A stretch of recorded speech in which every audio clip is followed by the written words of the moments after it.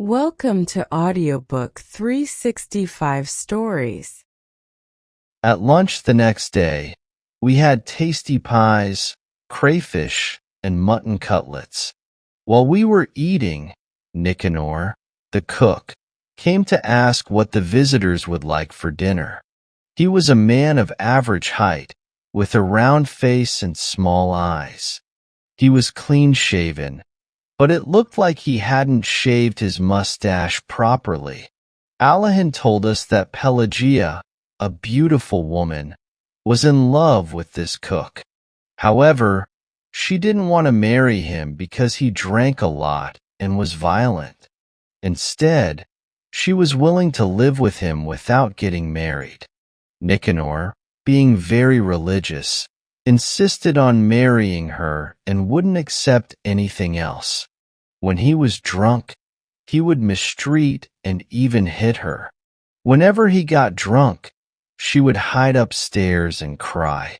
On such occasions, Alahan and the servants stayed in the house to be ready to defend her if necessary.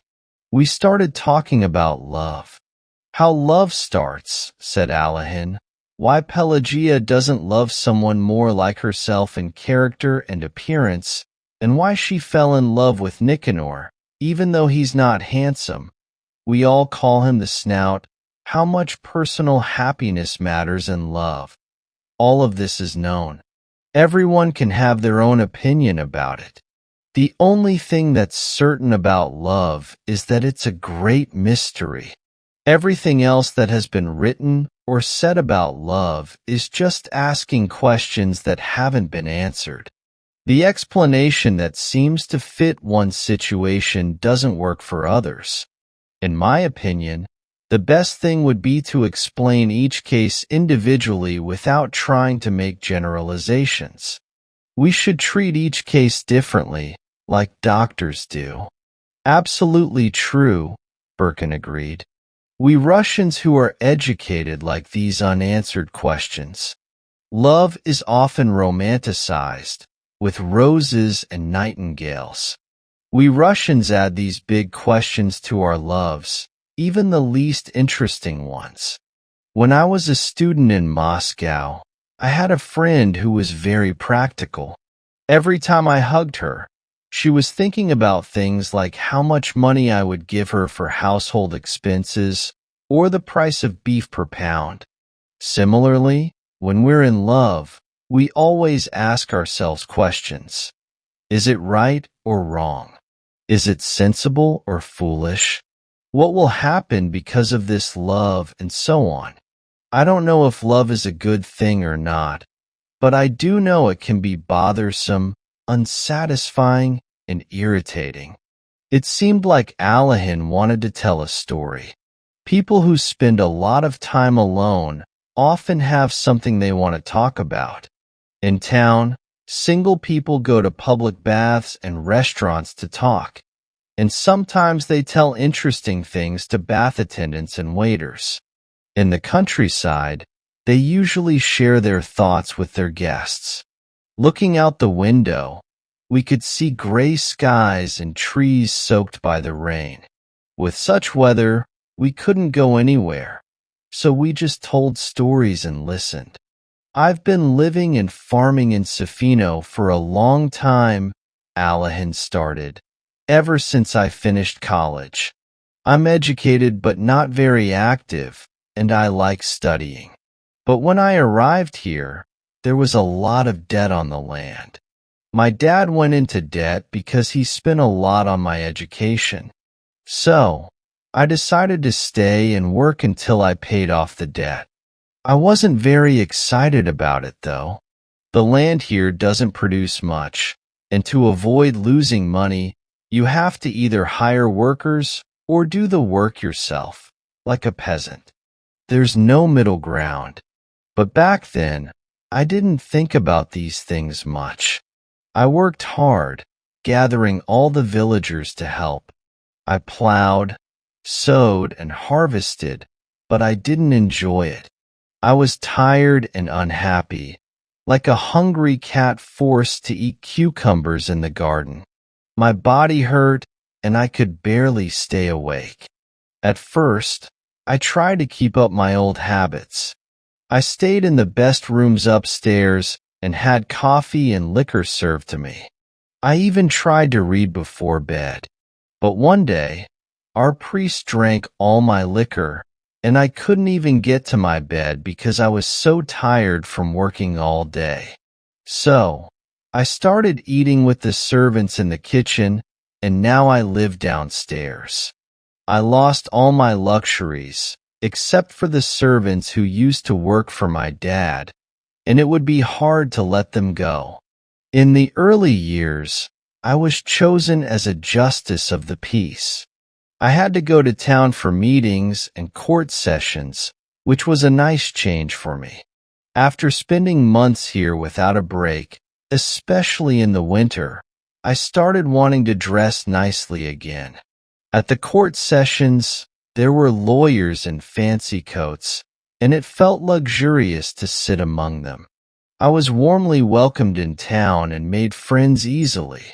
But the most pleasant acquaintance I made was with Laganovich, the vice president of the circuit court. You both know him. He's a very charming person. It all started after a big case of arson. We were all tired after the investigation, and Laganovich invited me to dinner. This was unexpected because I hardly knew Laganovich, only from work, and I had never been to his house. I quickly changed at my hotel and went to dinner. That's when I met Anna Alexeyevna, Laganovich's wife. She was very young, about 22, and had a baby just 6 months ago. Now, it's hard to say what was so special about her, but at dinner, it was clear. She was a beautiful, kind, and smart woman, unlike anyone I had met before. I felt as if I had known her for a long time, like her face and her warm, intelligent eyes were familiar from my childhood, maybe from a photo album at home. At the time, for Jewish men were accused of being arsonists and were seen as robbers, which I thought was unfair. During dinner, I was nervous and probably said some strange things. Anna Alexeyevna kept asking her husband, Dmitri, how is this? Laganovich is a kind man who believes that if someone is charged in court, they must be guilty. He thinks you can only question a sentence formally, on paper, not during dinner conversations. We didn't set the fire, he said quietly, so we are not condemned or in prison. Both he and his wife encouraged me to eat and drink a lot. From little things, like how they made coffee together and understood each other without words, I could tell they were happy and enjoyed having a guest. After dinner, they played a duet on the piano. Then it got dark, and I went home. This was in early spring. That summer, I stayed at Sofino without going to town, but I kept thinking of the graceful, fair-haired woman. Her memory stayed with me like a light shadow on my heart. In late autumn, there was a charity play in town. I was invited to the governor's box during the intermission.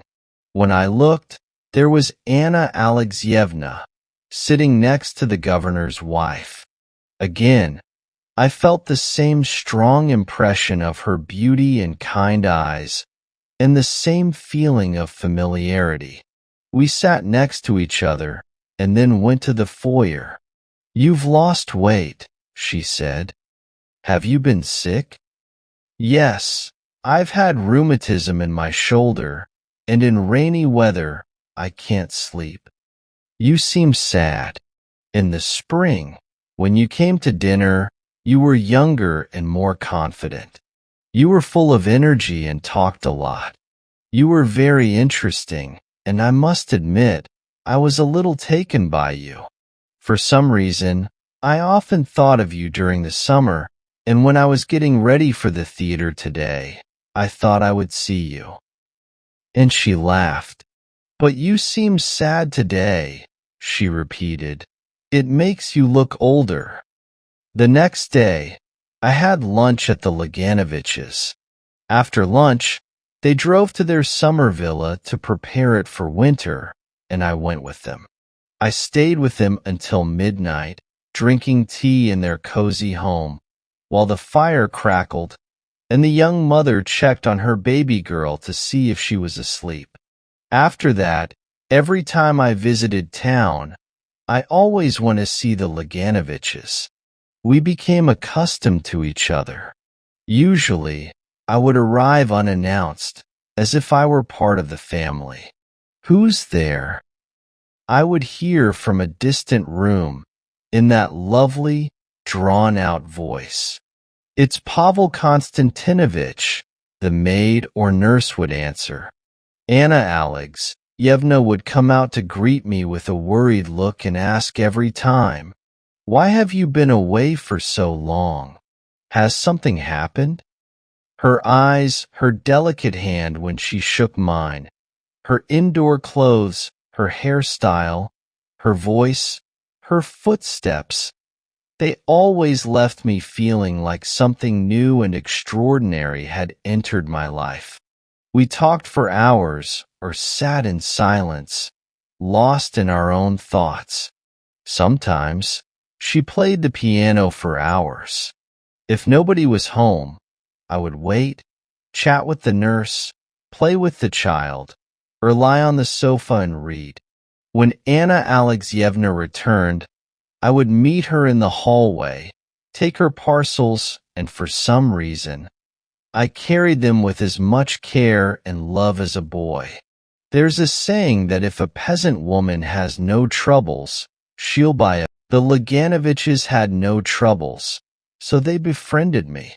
If I didn't come to town, they worried that I was ill or that something had happened to me.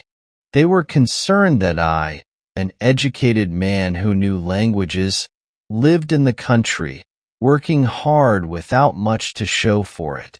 They thought I was unhappy and that I laughed and talked just to hide my suffering. Even in happy moments, I felt their eyes watching me closely.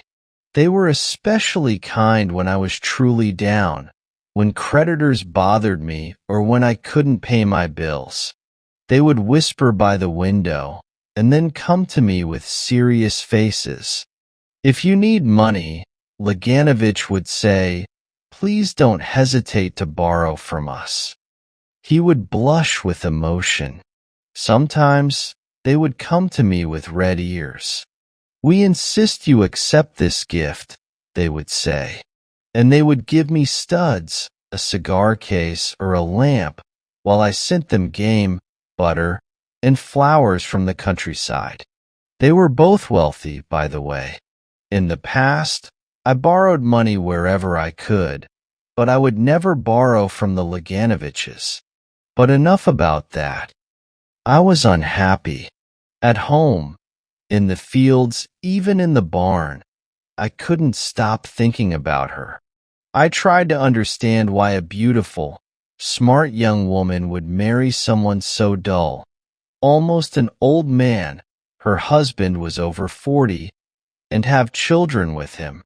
I tried to understand this dull, good-hearted man who spoke with tiresome common sense, who looked bored and out of place at parties, as if he were there to be sold, yet still believed he had a right to be happy, to have children with her. I kept wondering why she met him first and not me, and why such a big mistake had to happen in our lives. Every time I went to town, I could see in her eyes that she was expecting me. She would admit herself that she had a strange feeling all day and guessed I would come. We talked a lot. Sometimes we were silent, but we never confessed our love to each other. We were scared of anything that might reveal our secret. I loved her deeply, but I kept asking myself where our love would lead if we didn't have the strength to fight it. It seemed unbelievable that my gentle, sad love could disrupt her husband's, her children's, and the household's lives where I was loved and trusted. Would it be right? She would leave with me. But then what? Where would we go?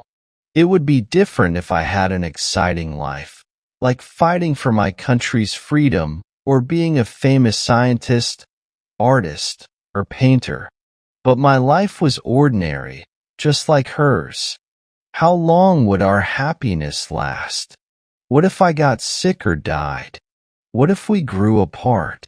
She seemed to think the same way. She thought about her husband, her children, and her mother, who loved her husband like a son. If she followed her feelings, she'd have to lie or tell the truth, both equally terrible and inconvenient. She wondered if her love would make me happy. Would she make my already hard life even harder?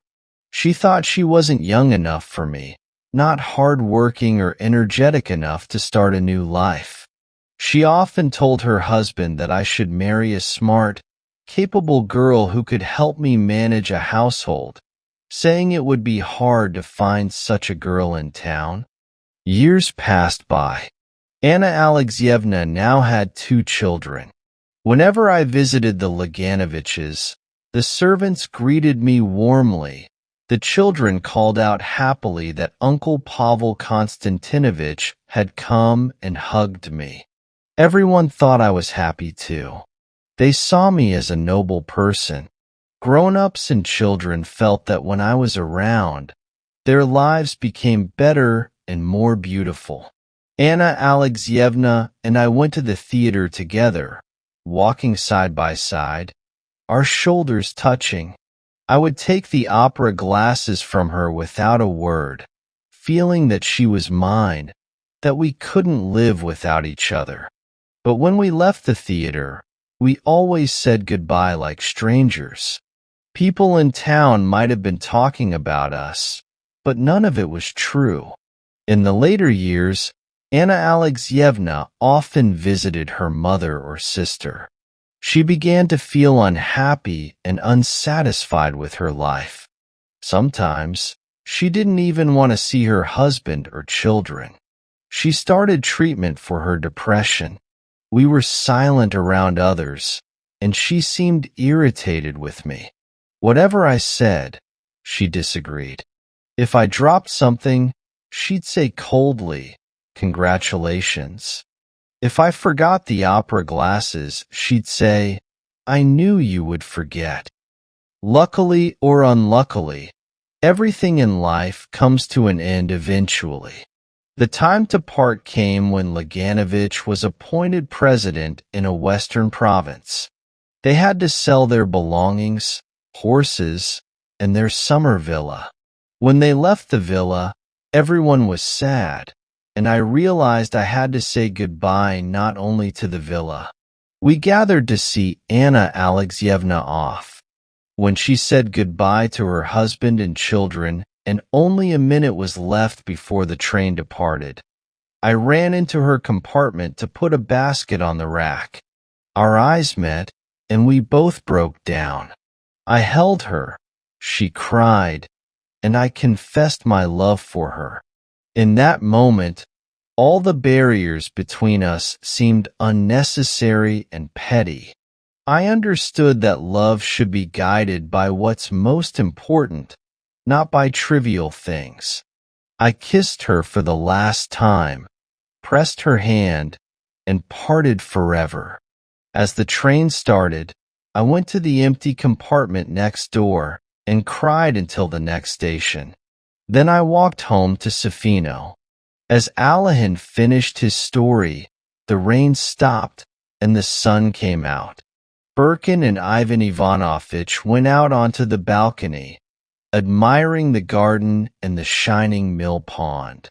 They felt sorry that a man with such kind, clever eyes was stuck managing a huge estate instead of pursuing something more fulfilling.